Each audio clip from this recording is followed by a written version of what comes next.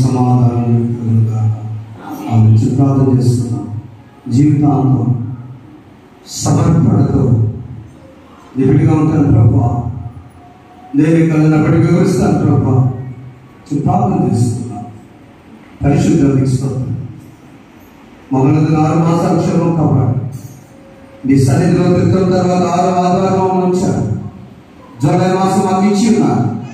అనేక మంది పరుగులు నీ సన్నిధికి వచ్చిన బిడ్డలున్నారు, వింటూ ఉన్నారు, చూస్తున్నారు. బిడ్డ ద్వారా ఒకసారి జ్ఞాపకం చేసుకోరండి, మాతో మాట్లాడండి. ఏ మార్గం నడవాలో, ఏది వదులుకోవాలో, ఏది కావాలని కోరుకోవాలో అది మాతో వివరించండి, ఆత్మతో సంధించండి. యేసు నామములో కూర్చున్నాం తండ్రి, ఆమేన్. చూద్దాం. ప్రభు నామములో చేరిన మీ అందరికీ ప్రత్యేకంగా తెలియజేస్తున్నాను. ముందు జరిగి కూర్చోండి. Praise lord sir, thank you. వెళ్తున్నటువంటి యవనస్తులు ముందుకు రండి. అలాగే వీడియోలు చూస్తున్న వారు దేవుని కృపలో అవకాశం లేక ఆయా నగరాల్లో పట్టణాలు ఉన్నవారు మా నూతన ఆరాధన ఆశగా చూస్తున్నట్టు పెద్దవారు ఉన్నారు, పాస్టర్ ఉన్నారు, అంకులు, సోదరులు, ఆయా దేశాలను పెట్టుకోవడం చెప్పండి. Praise lord. ఇది దేవుడికి శ్రేష్టమైన సమయం. మనము ఆయన సన్నిధిలో మనము మన కుటుంబాలను దీవించడానికి ఒక సువార్త మాసం. ఈ మాసం ద మంత్ ఆఫ్ గాస్పెల్. ఒక్కొక్క మాసానికి ఒక్కొక్క పేరుంది.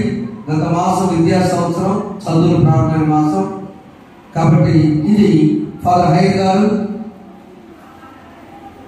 జూలై నెల 10వ తారీఖు జన్మించారు. అదే జూలై నెల 31వ తేదీన ఆంధ్ర గ్లోబల్ సంఘటువంటి మొక్కలు నాటి ఉన్నారు. కాబట్టి ఈ మొక్క చాలా విలువైన మొక్క. ఈ మొక్క మహావృక్షమై ప్రపంచ దేశాల్లోనే ఆయా రీతిలో ఉన్నటువంటి మొక్కలు మనం ఈరోజు మనం ఉన్నామంటే ఆ మొక్క మహానైనది. అందుకే సువార్తను వివరించాలి.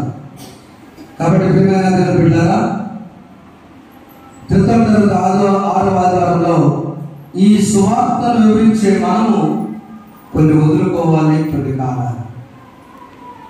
కీర్తన గ్రంథం ఈరోజు పాత్ర పాఠ్యభాగం. ఏమి వదులుకుందాం, ఏది కావాలనుకుంటుంది చెప్పండి. కొన్ని కావాలంటే కొన్ని వదులుకోవాలి. ఏది వదులుకుందామంటే చూడండి, మొదటి కీర్తన రాజైన దావీదు మహాచక్రవర్తి ఆయన అనుభవాలన్నీ కూడా సాక్ష్యంగా ఏది మనకు ఉండకూడదో ఒక 6 వచనాల్లో ఈ మాట ఈ 4 వచనాల్లో మొదటి కీర్తనలో తన జీవితం అంతా కూడా రాసి ఉన్నాడు. తన జీవితం అంతా కూడా రాసి ఉన్నాడు. చాలా మంది పిలిపోయే గారు, చాలా మంది కీర్తనతో పాటలు పాడినారు. నాకు రాజధాని పాట మరి పాడారు. దుష్టుల ఆలోచన చొప్పున నడువక పాపుల మార్గమున నిలువగా, దుష్టుల ఆలోచన చొప్పున నడువగా. 3 విషయాలు చదవండి అందరూ. మొదటి వచనం, దుష్టుల ఆలోచన చొప్పున నడువక పాపుల మార్గమున నిలువక అపహాసం కూర్చున్న చోటను. ఈ 3 వదులుకుందాం. రాజైన దావీదు దుష్టుల ఆలోచన మనకు వద్దు అన్నాడు. ఈ దుష్టుల ఆలోచన ఎప్పుడు ప్రారంభమైందంటే దేవుని కుమారుడైన ఆదాము, దేవుని కుమార్తె అయిన హవ్వ వారు సంతోషంగా ఏదైనా మనలో ఒక మంచి జీవితాన్ని జీవిస్తున్నప్పుడు, పరిశుద్ధమైన కాపురం జీవిస్తున్నప్పుడు, ఆ దుష్టుడు ఆయన పేరు అపవాది, ఆయన పేరు విరోధి దేవునికి, ఆయన పేరు సాతాను. అది ఏదైనా కూడా అక్కడ దుష్టుడు వేసిన కన్ను ఆయన ఆలోచన దేవుని నుంచి దూరం చేసే ఆలోచన. ఇక మీకు కొత్తగా నేను ప్రతిసారి ప్రిఫరెన్స్ అక్కర్లా. ఏంటి ఆలోచన? దేవుడు చెప్పిన కండిషన్ మీరు ఏదైనా తినొచ్చు, సేద్యం చేసుకోవచ్చు, వ్యవసాయం చేసుకోవచ్చు, నువ్వేమైనా చేయొచ్చు, అన్ని తినొచ్చు, ఒకటి మాత్రం తినకూడదు. కానీ ఏదైతే దేవుడు చెప్పాడో అది అబద్ధంగా మార్చి మీరు ఆ పండు తింటే సావనే సావు. చెప్పండి, ఇప్పుడు ఎవరి ఆలోచన? దుష్టుడి ఆలోచన. ఎవరు తీసుకున్నాడు ఆలోచన? ఆదామా అవ్వా? ఆదామా అవ్వా? అవ్వ ఎప్పుడు బాగా చెప్తారు మొగోళ్ళు, ఎందుకంటే మనం ఇప్పుడు జ్ఞాపకాలి. అవ్వ చేసినప్పుడు ఆదాం ఎందుకు ఒప్పుకోవాలి? దేవుడు అవలంబించాడా అవలంబించాడా? సంవత్సరం ఆదికాండం 3:9 చెప్పండి. ఆదికాండం సంవత్సరం తీసుకోండి. అవ్వ దుష్టుని ఆలోచన వెళ్ళినంత మాత్రాన ఆమె బలహీనురాలు. నువ్వేం చేసావు? నేను నిన్ను కదా స్తుతించింది. 3:9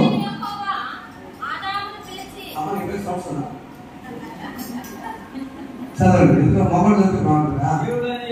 దేవుడైన యెహోవా ఆదామును పిలిచి, నీవు ఎక్కడ ఉన్నావని? తోటలో నీ స్వరన్నప్పుడు దిగంబరుగా కనుక పుష్పంగా చదువుతామండి. భయపడి దాదాపు పుష్పంగా పక్కన పడుతుంది. అందుకు ఆయన, నీవు దిగంబరుగా నీకు తెలిపిన వాడేవాడు, నీవు తినకూడదని నేను నీకు ఆజ్ఞాపించిన అక్కడ వృక్ష ఫలములను తినేవాడు. అందుకు ఆదాము, నాతో నుండుటకు నీవు నాకు ఇచ్చిన ఈ స్త్రీయే ఆ వృక్షంతో నాకు నేను తిన్నట్టును. ఆదాము అంటున్నాడు, నీకు తోడిచ్చాను ఒక భార్యని, చాలా అందరిగా నీ వయసే, నీకు 30 సంవత్సరాలు కదా, నీతో ముచ్చరించడానికి ఏం పేరు పెడతామంటే ఏం పేరు పెట్టాడు? 2వ అధ్యాయము 23వ వచనంలో 22వ చదువు స్త్రీ చదవనమ్మా. తరువాత దేవుడే అంత చదవరా? చదవదు కరెక్టే.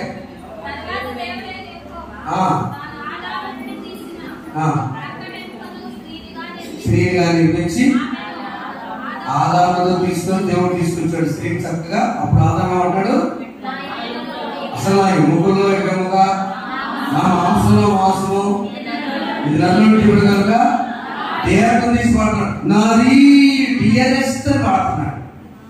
ఇక్కడ ఏమన్నాడు? ఈ స్త్రీ అంటాడు. చూడండి, దుష్టుడు జాగ్రత్త కదా. నా ఎముకలలో నీ ఒక ఎముక, నా మాంసములో నీ మాంసములో, నా ఎముకలలో ఒక ఎముక, నా మాంసములో మాంసములో, నన్ను తిరుగుతుంది నీయబడిన నామమునే నమకు సన్నులే మనపురాని నీకనునే సన్నులే నదేవుల్లో పరునరుతి పరువదతి సన్నురానా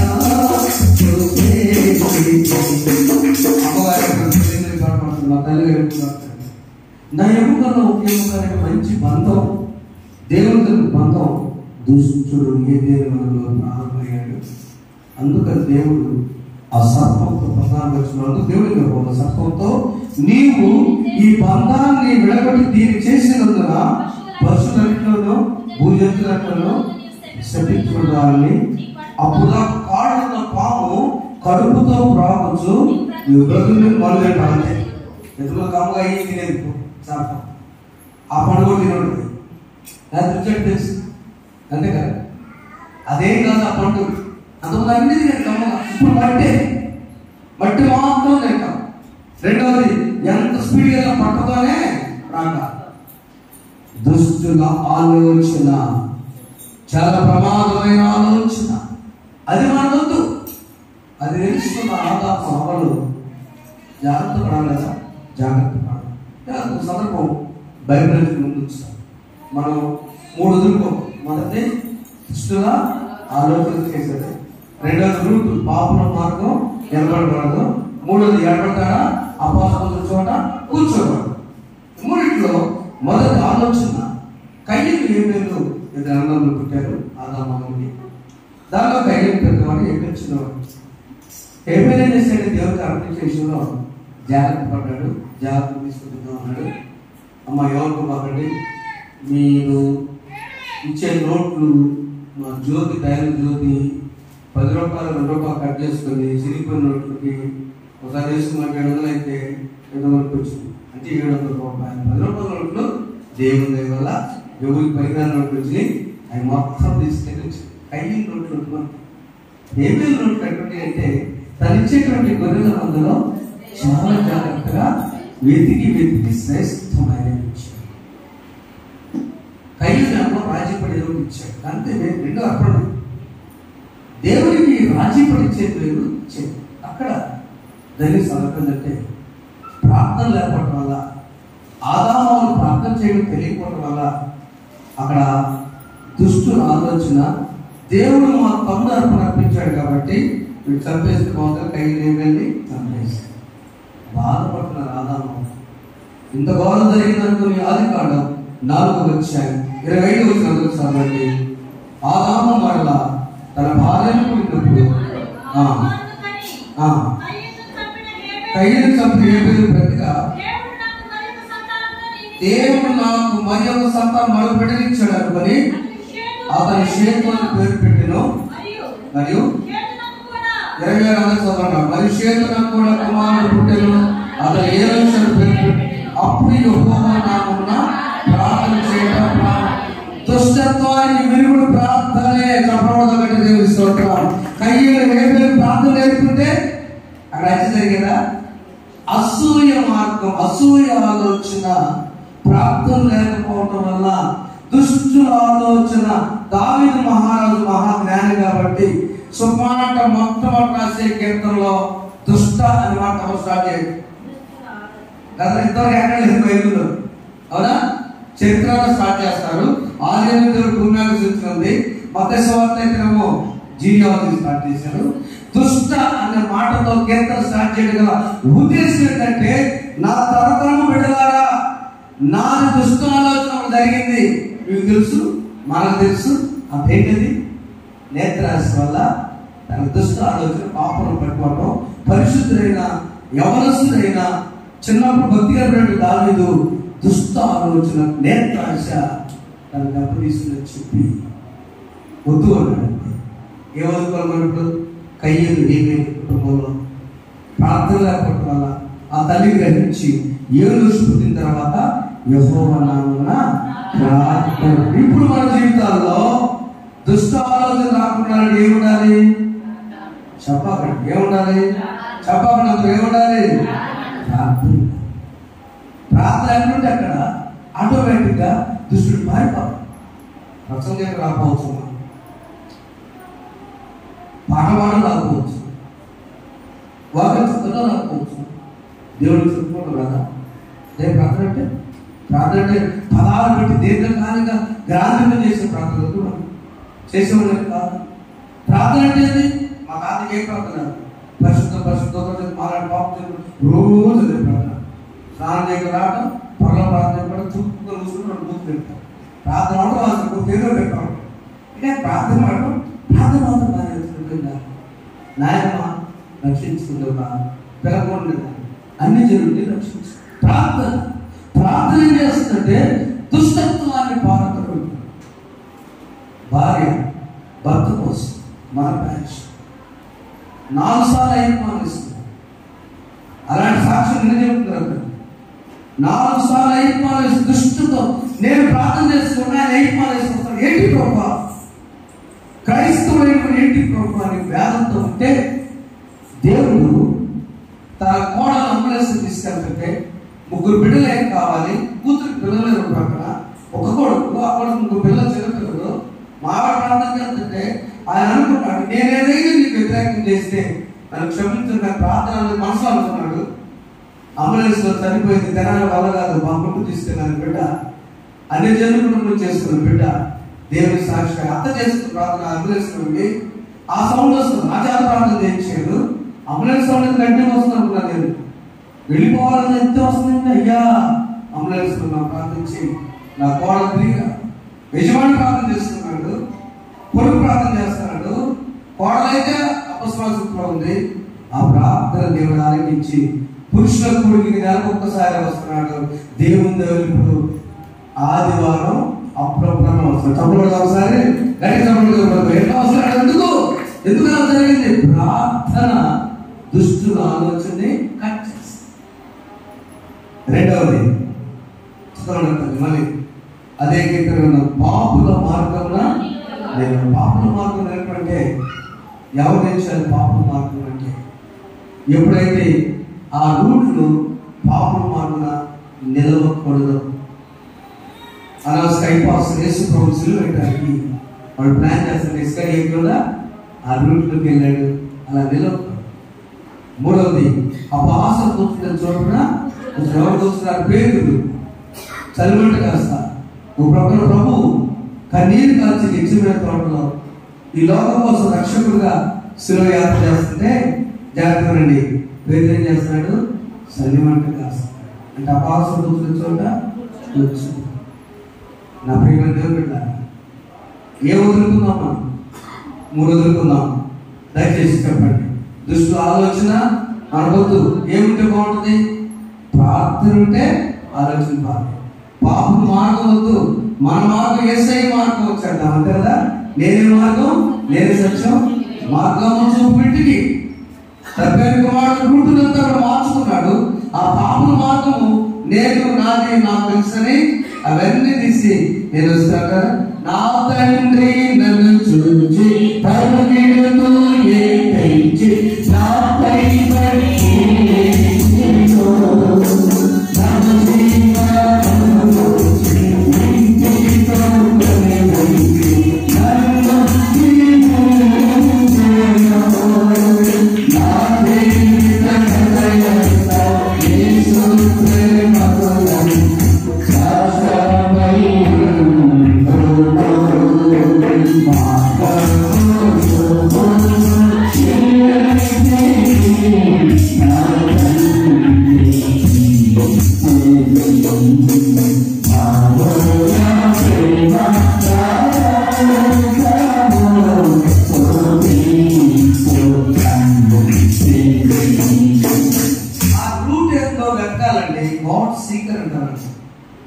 దేవుని వెతుకేవాడు, గాడ్ ఫీరర్, దేవుని భయపడేవాడు.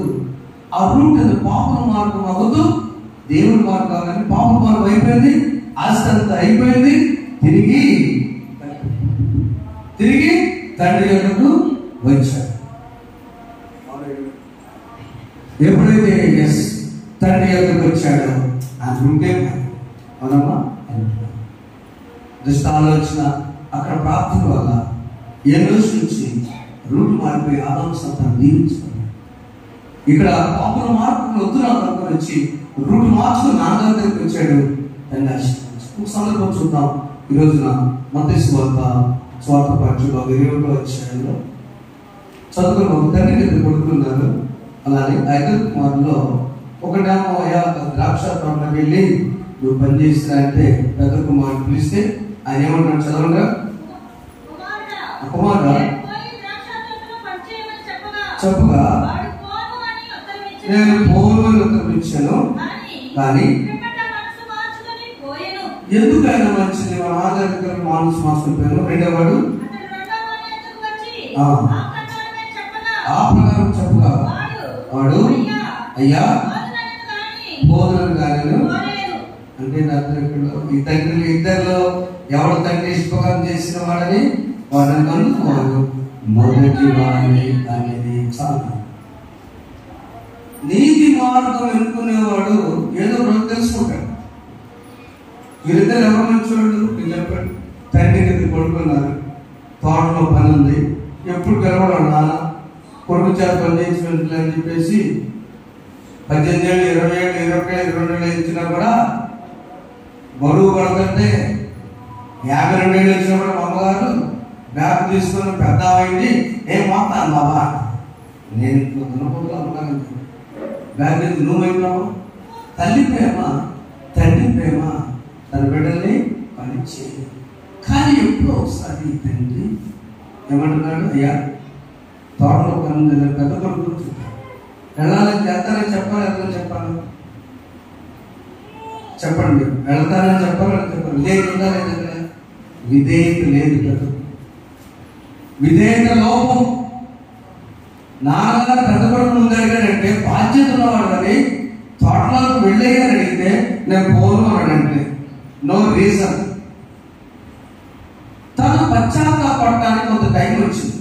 ఎందుకన్నా నేను ఇలా, నా తండ్రి నన్ను నమ్మి మా తమ్ముడు చెప్పకుండా నాకు చెప్తే అని బాధపడ్డాడు, పోయాడు. ధన్యుడే. చెప్పండి ఒకసారి. మారు మనస్సు పొందుకొని వెళ్ళిన వాడు ధన్యుడయ్యాడు. రెండో వాడు నటించే వ్యక్తి. మళ్ళా వింటాం, ఎన్ని సంవత్సరాల వాక్యం వింటాం. వాక్యం విన్నప్పుడు నాన్న ఎంత తప్పకుండా వెళ్తా, నాన్న తప్పకుండా వెళ్తాడు, బయటికి ఏర్పడతాడు. అవునా? నేను ఎప్పుడు పోతాడు సెలబ్రేట్ కాబట్టి పర్లేదు. పనికి వేసి గారు వచ్చాడు, ఏదో మనకి కొట్టగలిగిన పనులు చేపిస్తున్నాం, ఒక సోదరు కొంత తెచ్చిపెట్టి మన కొంత నడుతుంటే ఆ వేసి గారు వచ్చినప్పుడు నాలుగు నేను చూస్తున్నాడు. అందరూ కోపడతాను మొత్తం కానీ దేవుడి కృపల అందరూ వచ్చారు. పురుషోత్త గారికి పెట్టుకోండి వందనాలు. బాబు దిలీపుడు ప్రసాద్ గారి గురించి నేను మనం చూసుకునేవాడు కదా అంటే యజమాడు అంటున్నాడు, తండ్రి అంటున్నాడు, ఫోన్ ఉన్నందుకు రెండో కొడుకు వెళ్తారంటే వాడు నమ్మాడు. తండ్రి కదా, ఇద్దరు పొరపాటు. మొదటి కుమారుడేమో ఫోన్ అంటూ పొరపాటు, విధేయత లోపం. రెండో వాడి నటన లోపం. ఖచ్చితంగా వెళ్తానన్నా భలే పని నువ్వు చెప్తారు ఎక్కడా వెళ్ళాడా? ఎగ్గొట్టాడు. పెద్ద కొడుకు కూడా ఎవరు పరిస్థితి అక్కడ. దేవుని ఆధ్యాత్మిక మార్గంలో నీతి మార్గము నడిచేవారు ఎలా ఉంటారంటే 32 చదువు. యోహాను నీతి మార్గమున ఎందుకు వచ్చాను మీరు అతను నమ్మలేదు, అయితే సుంకర్లు వేసుకులు అతను నమ్మడి మీరు చూసి అతన్ని నమ్మినట్లు బాప్తిస్మం యోహాను చెప్పిన బోధ వీళ్ళందరూ విన్నారు, విని నమ్మారు. ఎవరు సుంకర్లు? వేసి నా సహోదరి వేసి, నా తల్లి వేసి. ఆనాడు వారు తెలియక పాపం చేసి బాప్తిస్మం యోహాను వచ్చి ప్రసంగం చేస్తుంటే వాళ్ళు విన్నారు, వీళ్ళు మిగతా వాళ్ళు విన్నారు. ప్రేమల వాళ్ళ వారు పెద్ద కొడుకు సహా అయ్యా మేము పాపం అన్నారు, కానీ పశ్చాత్తాపడి ఆశీర్వదించారు. ఈ రోజున మన 3 వదులుకుందాం. ఏది కావాలని కోరుకున్నామంటే మొదటిది నీ రూటు నీతి మార్గం. చప్పకుండా శ్రేష్టమైన మార్గము, విలువైన మార్గము, పశ్చాత్తాప మార్గము. ఆ పశ్చాత్తాప విలువైన మార్గం ఎదుర్కొంటే దేవుడు సుంకరమైన పాపమైన ఆయన క్షమిస్తాడు. పోను అని పోయిన వాడు మారు మనసు పొందిన బిడ్డ. అయితే ఇక్కడ సందర్భం చెప్పి ముందు వస్తాను. దేవుడు బిడ్డారా, ఆశ్చర్యాన్ని ప్రార్థించే దేవుడు ఎక్కడ మూడోది దుష్టుల ఆలోచన మనకొద్దు, పాపం మార్గం మనకొద్దు, అపహాస కూర్చుని పేతులాగా మనకి ఎక్కడ పెడితే అక్కడ కూర్చొని ముచ్చట్లు అనేది దేవుడి విషయాల్లో ఎక్కడ కూడా మనము మాట్లాడతాం. ఎక్కడ మాట్లాడతాం దేవుడి విషయాలు ఎక్కడ కూడా మాట్లాడతాం. మనం చెప్తే జ్ఞానం చెప్పాలి, లేకపోతే వాదన చెయ్యకూడదు అంతే. ఎవరు అడిగారుకోండి ఈ బైబిల్ గ్రంథంలో మనకు అర్థం, బైబిల్ గ్రంథం అర్థం ఎట్టి మాట్లాడతామా? పరిశుద్ధాత్మ ద్వారా మనకు వచ్చిన మార్గం మనం చదువుకోవటం, ఇది అలా నన్ను బాధించడం. అది అయితే ఒక మంత్రి గారు, ఆర్థిక శాఖ మంత్రి గారు చూడండి, ఈరోజు చదువుతున్నది ఆశయ చిన్న ఆశయ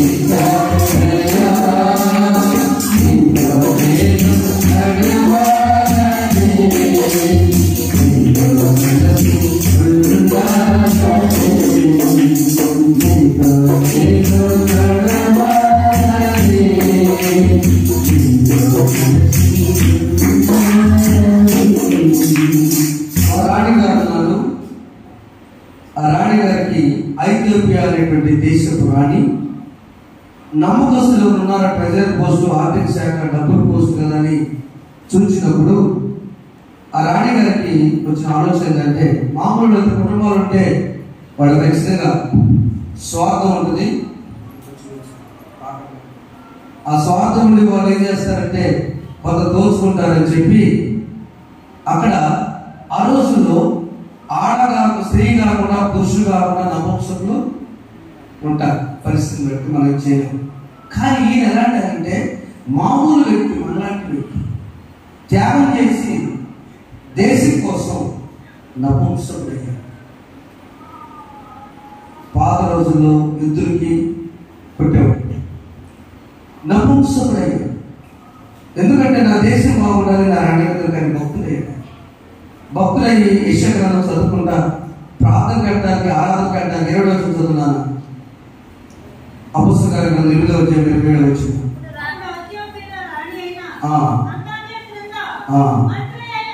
మంత్రి ఆమె యొక్క ధనాగారవంతుల మీద ఆరాధించటకు యెరూషలేముకు చాలా ప్రార్థనకు వచ్చి తెలుస్తుంది. ఆరాధించడానికి ఇష్టం పెడతా ఉన్నాడు రథం మీద. వెళుతుంటే దేవుని వాక్కు ప్రభువుగా ఫిలిప్పు ప్రత్యక్షమై, యేసు ప్రభు శిష్యుల్లో ఫిలిప్పు ప్రత్యక్షమై మాట్లాడుతుంది, నీవు లేచి దక్షిణంగా వెళ్ళి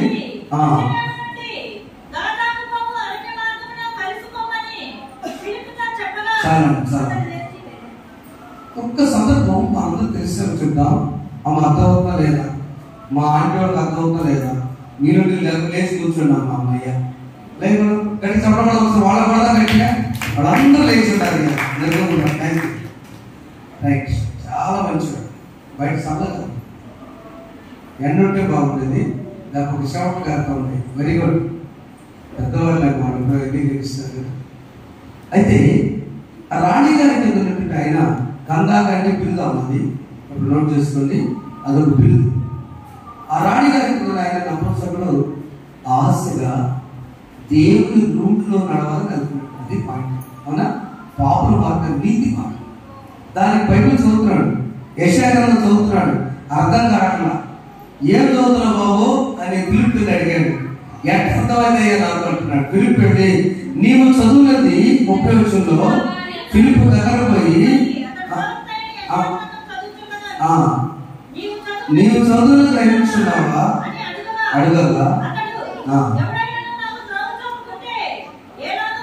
నేను ఎట్లా చదువుతానయ్యా, నాకేం తెలుసా, నాకు త్రోవ చూపించాలి కదా, నేను చదువుతున్నా.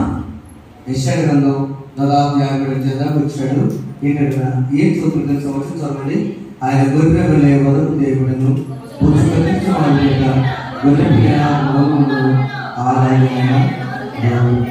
యేసు ప్రభు సిలువ కార్యం చదువుతాడు. బొచ్చు కత్తిరించుకున్న గొర్రె మంచి ఉంటుంది. యూదులు వచ్చి ఈడ్చుకొని లాక్కుని వస్తుంటే ప్రభు ఒక్క మాట కూడా మాట్లాడి, నోరు తెరువలేదా ప్రేమ బదులు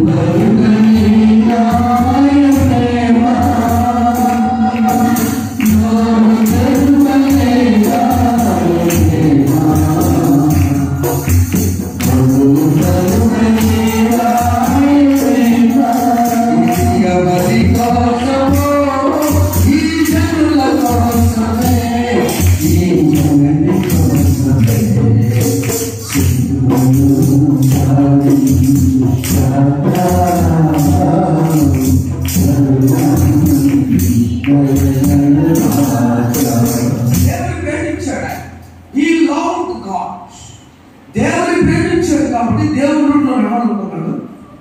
దేవుని రూట్లో నడవాలనుకున్న ఆయన ఏం చేశాడంటే గ్రంథం చదువుతున్నాడు. ఇప్పుడు చదవండి, మనం ఏం చేయాలంటే మొట్టమొదటి ప్రార్థన చేయాలి. ఓటో కింద మర్చిపోకండి, యెహోవా ధర్మశాస్త్రమునందు ఆనందించు దివారాత్రములు దాన్ని ధ్యానించేవాడు. మొదలు ప్రార్థన చేయాలి.